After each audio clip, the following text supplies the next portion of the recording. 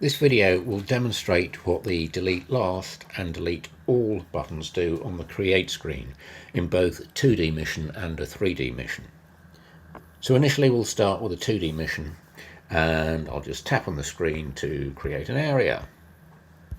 And say that last marker was wrong. If I hit the dustbin, which is the delete last, it will delete that marker. And I can continue to delete them in the reverse order to which I actually applied them. However, I shall go ahead and hit the checkbox, so it will generate a flight path for me.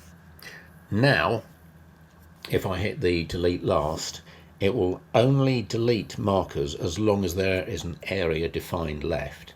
So it will only let me go that far. As you can see, I'm hitting the delete last, nothing happens. If that's still wrong, you can hit the delete all, and that will delete absolutely everything. So you can then define again. You can hit the delete all at any time. So that's basically those two buttons in the 2D mission. Now let's look at 3D. So I'll just wander off to somewhere a bit more appropriate. There's the needle, and initially when I tap, I'll be creating a center, and then I can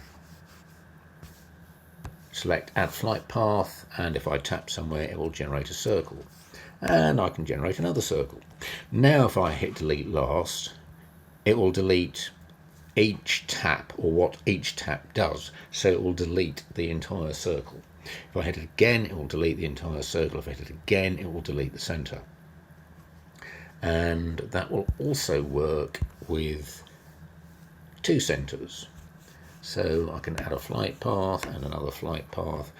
So, and I can delete, if I can hit the correct button, I can delete things in the reverse order to which I created them. So those are all the flight paths gone. Hit it again, that deletes one center, and that's deleted the last. And again, I can create a center. It doesn't matter whether it's two centers or one center. And if I delete all, it will delete everything. So that's how the buttons work in both the 2D missions and 3D missions on the create screen.